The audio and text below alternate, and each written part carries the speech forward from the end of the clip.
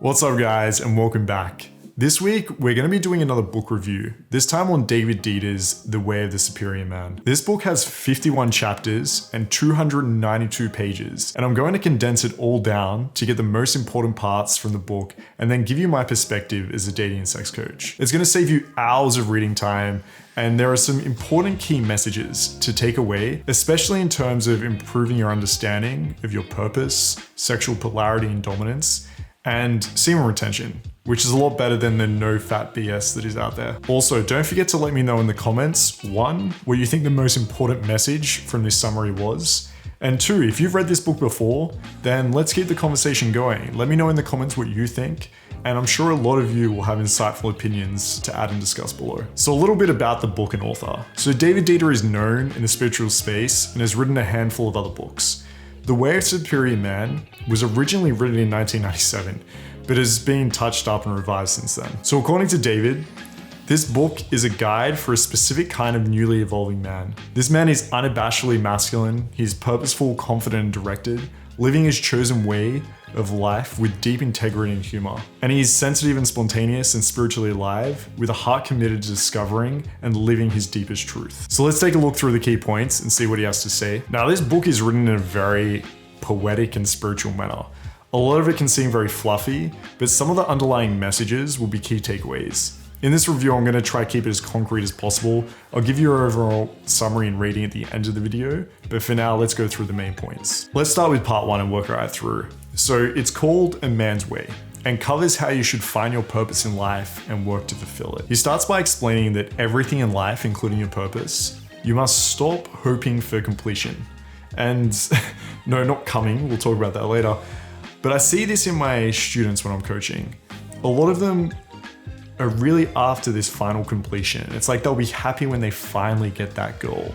Or they plan on going out for 6 months, going out to clubs, meeting people, even if they fucking hate it, because they just keep telling themselves, at the end I'll be happy. And of course, like people do with this with their careers as well, where they think if I work for the next few years, even though I hate it, if I get that promotion, if I finally build this business, if I have that one great idea, you need to stop hoping for this one day where you think you'll be happy. Happiness and growth is really a mindset that you have, and you need to be living it every single day. If you're not happy right now, then chances are that one day when that one thing happens, you might be happy superficially or in that moment, but I guarantee you the next month, the next year, you're again gonna fall back into that same mindset and that same routine where you're still waiting on the next thing. So that's something that you really need to be able to work on and find the happiness now. Live as if your father was dead.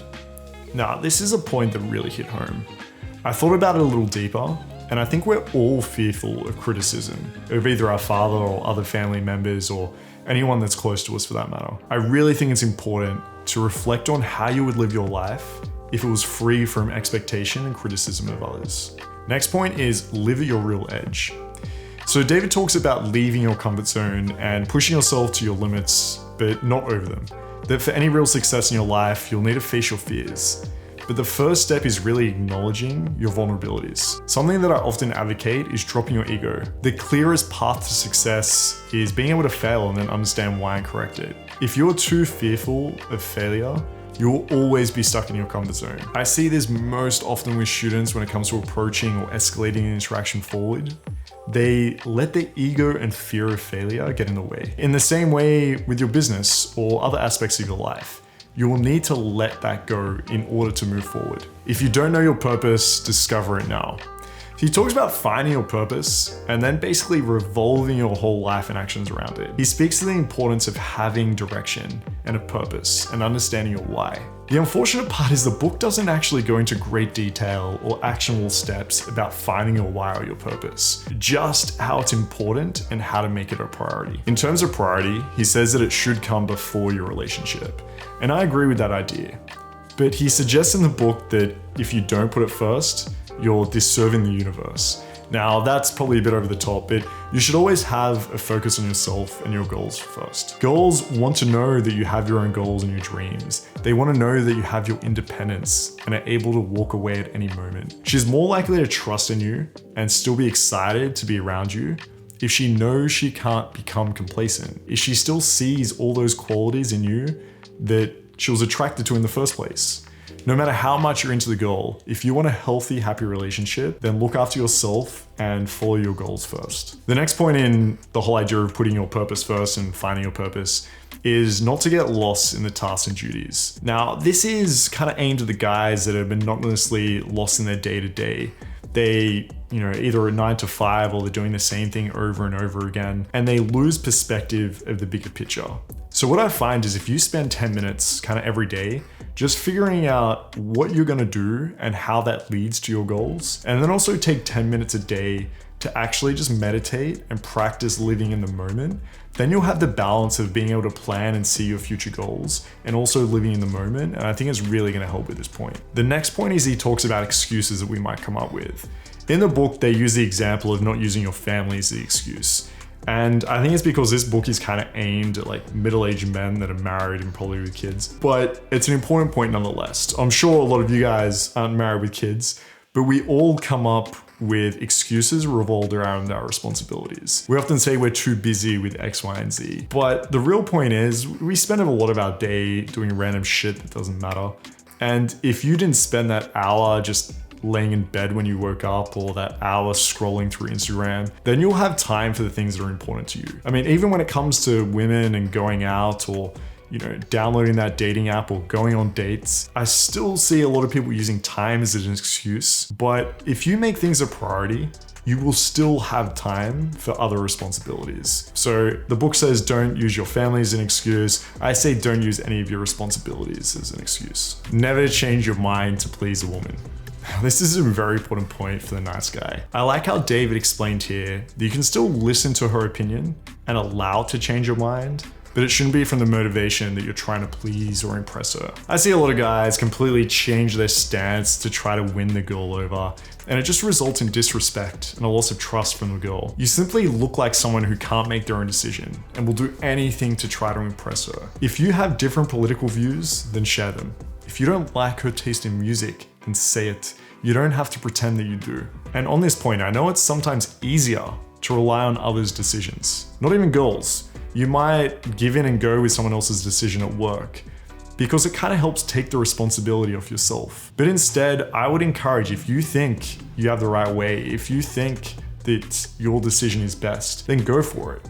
Because guess what? If you're wrong, you fail, you're gonna learn from it. But of course, you also shouldn't take this point and turn into like an ego-driven tool that just doesn't listen to anyone. That's not the point either. Enjoy criticism of your friends. This is one of the biggest things we encourage at UMP.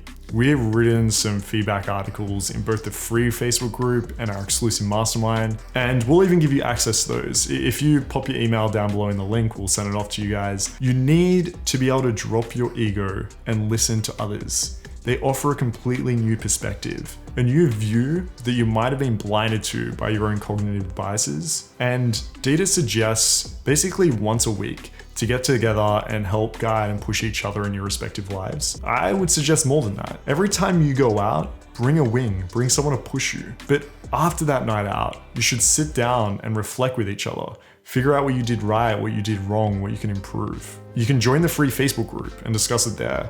Or if you're serious about getting better with women, then join the mastermind. You're gonna get feedback from the 3 coaches, but also hundreds of guys that have literally gone through the exact same thing you have. Part 2, dealing with women. In this section, David explains how women are very emotional creatures versus men that are more logical. From this, he makes a bunch of assumptions about how to interact with women. He explains you should not try to analyze her behaviors and motivations.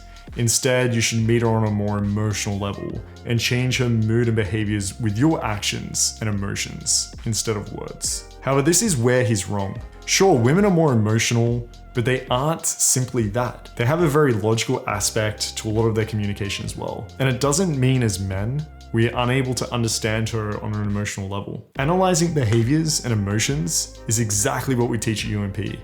And it is completely possible to learn. He continues to suggest that a lot of issues in relationships are because women feel unloved and that you should give her love and praise freely. That Men grow by challenge and women grow by praise. The book even goes on to mention that you should praise the girl 5 to 10 times a day. Now, there is some truth in this. Everyone, not only women, will benefit from positive reinforcement. We have a whole section in our product about operant conditioning, and it works the exact same way or very similar, regardless of gender. Now, it's true that men are more likely to have disagreeable personality traits and be more likely to go against authority or challenge. But overall, both the masculine and feminine are going to respond well at different times to challenge and validation or reward. You can set expectations and improve behavior through the process of operant conditioning. Be sure to validate and reward the behaviors you like, and they'll continue. So if a girl cooks you dinner, then praise her. If a guy at work helps you out on a project, then praise him. However, if you praise too freely and you just give it all the time, it loses its impact. Look at the culture that children are growing up in at the moment. They're continually praised for practically anything. They get participation trophies for coming last. And if you look at the literature, it actually reduces motivation and effort. If you just start to freely praise your woman, as the book states, it will quickly lead to disrespect. Look, I've tried and experimented with this. Girls will pick up when it feels forced and unearned. They will start to feel that you're just trying to earn favor from them. And it will put you in a position where you basically have no power, no respect, and she'll lose appreciation for you. So instead, what I'd suggest is find the balance. Praise girls, or for in fact anyone in your life, when it's deserved and when it's behaviors that you want to see replicated again. Lastly in this section is don't force her to make decisions. 100% agree with this. This is a really easy thing to change that is going to create a much better perception of yourself. If you meet a girl on the street and decide to go for a coffee, don't ask her where to go. If you're getting dinner with a girl you're seeing, then don't tell her to pick a place. Take the lead. Even if you don't pick the best place or you don't know where to go, just pick somewhere. The fact that you're taking the initiative is what matters. Part 3, working with polarity and energy. So besides semen retention, which we'll cover at the end, this is the most important aspect of the book. David speaks about attraction being like a magnet in which we attracted to opposite polarities. That is the feminine on one end and the masculine on the other. He makes a point to distinguish that men and women have both masculine and feminine energies. That about 10% of people are kind of neutral, 80% of men are masculine, 80% of women are feminine, and there's about 10% that take on opposite roles. He states that the masculine energy is more grounded, centered, and non-reactive, and the feminine energy is kind of flowing emotional state. Now, I completely agree that sexual polarity is a big part of attraction and is something that makes sex way more intense. It can be hard to state in this day and age that women are typically more sexually submissive and men are more dominant, but the way the book describes it, using energies and how they complement each other and creating two parts to a whole, is actually the perfect way to explain it without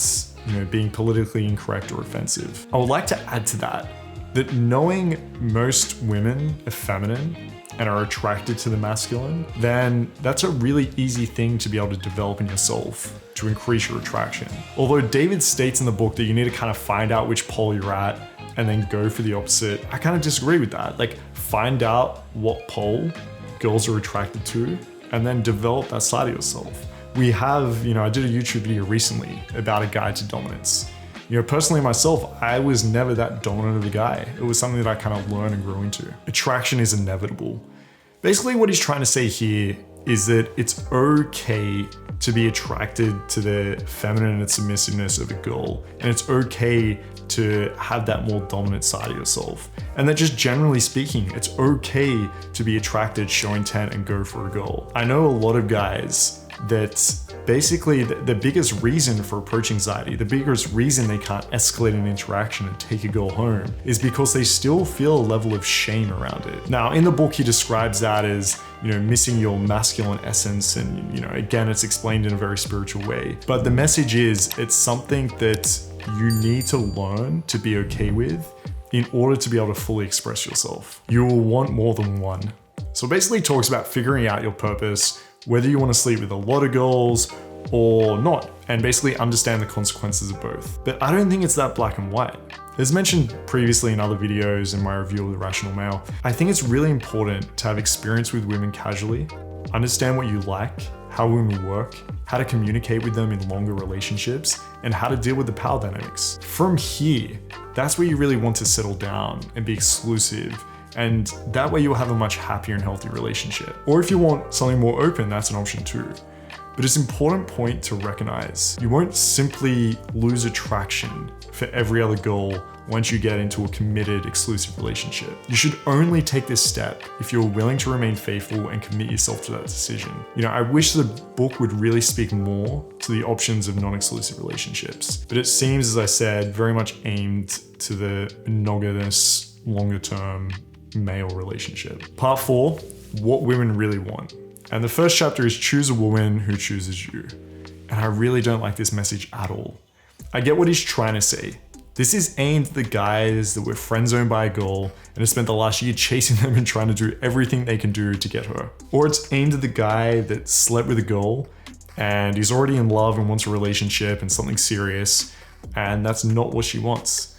And you come off as needy and clingy. David once again uses energies and spirituality to describe it. So he explains that the need for intimacy is more of a feminine energy, and that will result in her basically turning to a masculine and looking for space and freedom to pursue kind of her own direction. At the end of the day, the neediness is an unattractive quality. It shows that you don't have other options, it puts her power above yours, and she will quickly move on. However, the idea that you should sit back, wait, and only go for women that choose you is putting everything outside of your control. Instead, you must learn to understand women, create abundance, and make a choice from there. If you want a woman that is high quality and a little bit out of your league, then chances are she isn't going to immediately choose you. You have to learn to express your value, show off your personality, and build that attraction. It's not gonna happen right away. What she wants is not what she says. So this is some good advice, but it's kind of explained pretty poorly in the book. Now, I think you must always base people off their actions, especially women. Women will often explain and say what they want from a guy, but want something completely opposite. But it's really up to you to kind of figure out what she responds and behaves well to, and continue that. He exemplifies that disagreements and arguments are not always about the topic at hand. His advice goes back to being in the moment and showing her love. Dynamics in the relationship go further than just blindly showing her love. I'm worried that a lot of guys are gonna read this book and fall into this habit of ignoring her words and blindly giving praise and showing love. The underlying issues won't be dealt with, and she will lose respect for you in result. And just simply ignoring it and being nice to her isn't going to fix it. She wants to relax in the demonstration of your direction. Again, it goes back to the idea of leading. She needs to feel like she can get on your train and it's going exactly where she wants to go. You need to know where you're heading and how you're getting there. Once again, lead. Now, if you're someone that has trouble being able to do this and get into that space of leadership, then you need to work on it. It's simple as that. Because when you're able to be dominant, when you're able to lead, it actually puts her in a space where she's able to kind of be in her body, she can receive, she can respond, especially during sex. They're able to really experience that in the moment, and the intensity is going to be a lot higher. So if she asks you to choose, just fucking choose. If she's asking you what dress, just pick one. It doesn't matter. I like the red dress, right? You look great in both, but red it suits you. If she asks, what do you want to eat? Just Thai, whatever, pick something. And here's a little trick too. If you want her to make the decision, then you can still lead that process. If you're in the club and she says, I want to go dance, then just say, okay, good idea, come this way, and lead. If you're in the bedroom, instead of asking, is that okay? Do you like that? How do you want me to have sex with you? Fuck that, make it sexy, use dirty talk. Lead, and you can still get her to direct you. You can just simply say, I want you to tell me exactly how you want my cock right now. And that way, you can still have her give you a decision, her input, but you're leading it. Part 5 is your dark side. So in this section, he talks about owning your dark side, that she's attracted to that killer inside of you.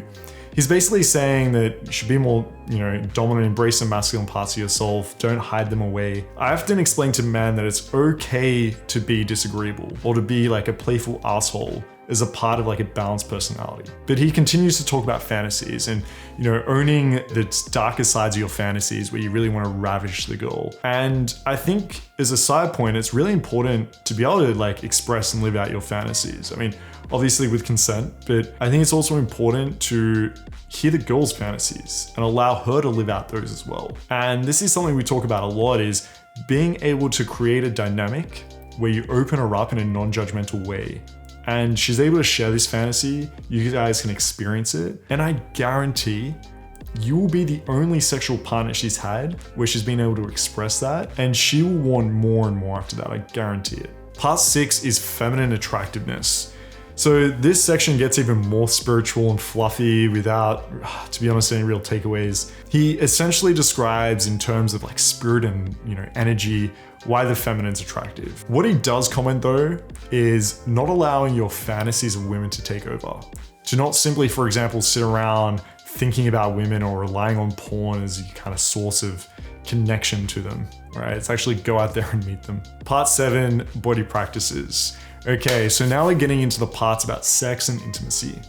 He spends this section talking about semen retention and how to have more conscious and energizing orgasms. A lot of these teachings are very present in the tantric world. However, once again, the way it is explained, I have to agree with a couple of points. He mentions that ejaculation should be converted or consciously chosen. And he basically insinuates that coming will lead to a disappointment and basically you cheating the world. He bases it on a lot of like poetic and spiritual reasons.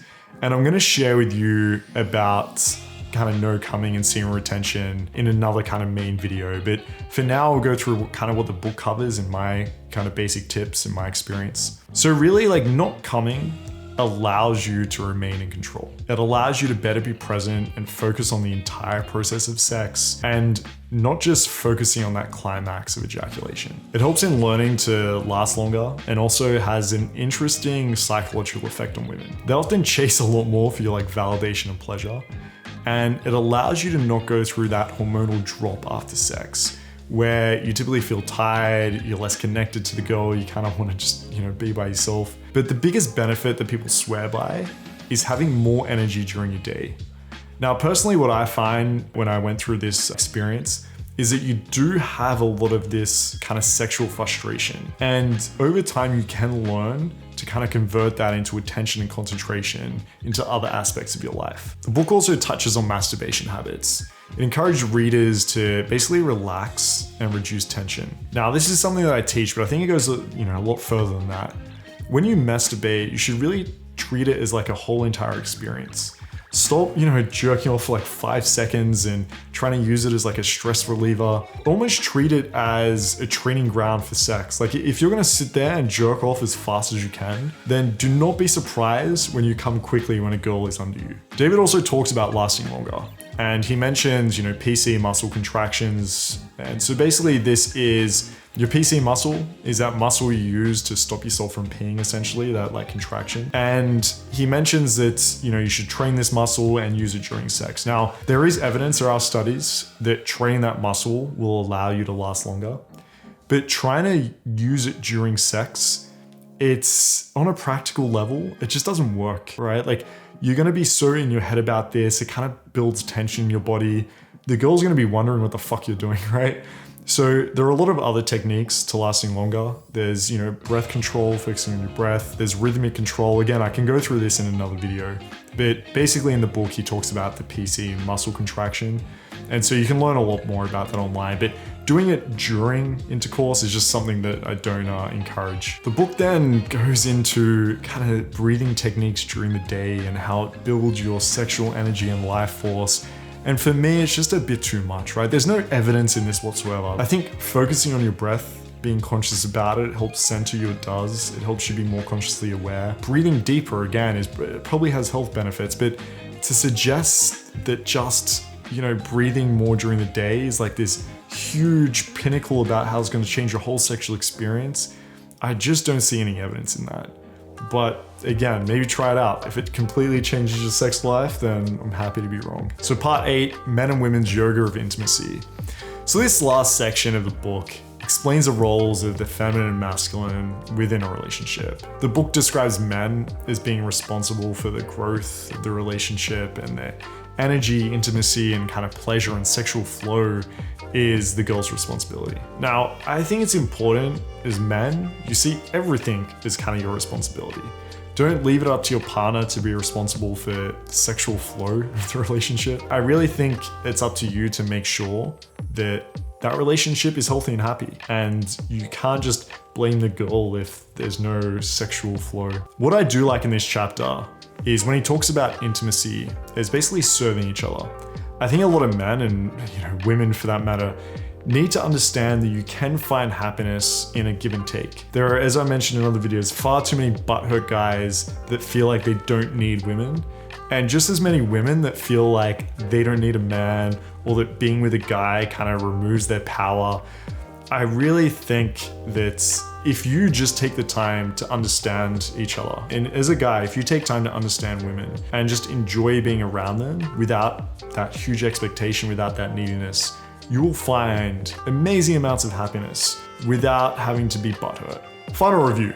I give this book a 3.5 out of 5. Overall, I enjoyed how the chapter was kind of short and well structured. And even though some of you might find a new level of like poetic genius in his writing, I just find it very fluffy and over the top.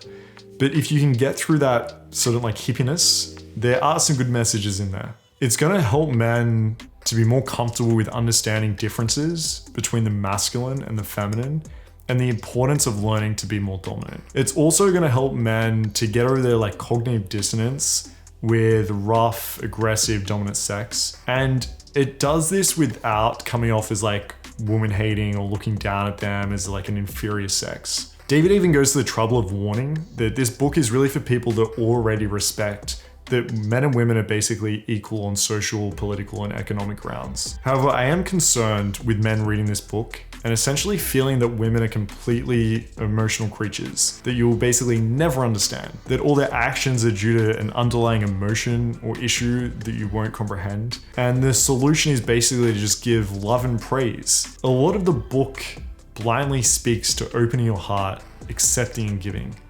But if you don't take the time to learn and understand women, and if you solely rely on this advice, you're gonna fall into basically losing all respect and attraction. You might even create a worse situation since you'll be unknowingly encouraging potentially toxic behaviors in the relationship. If a girl was angry, for example, that you didn't answer a call, the answer isn't to suddenly just praise and show her love. It's to set clear boundaries that sometimes you're gonna be busy and you can't answer her call. And I found the book also didn't go into non-exclusive relationships.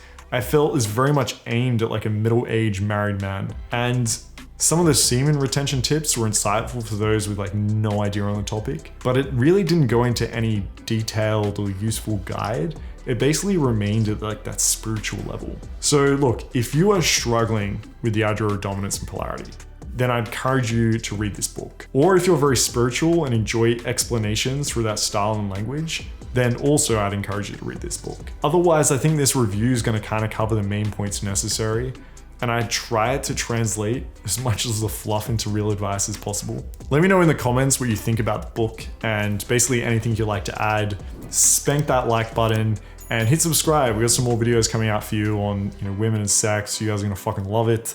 But otherwise, I'll catch you guys in one of these two videos. Peace.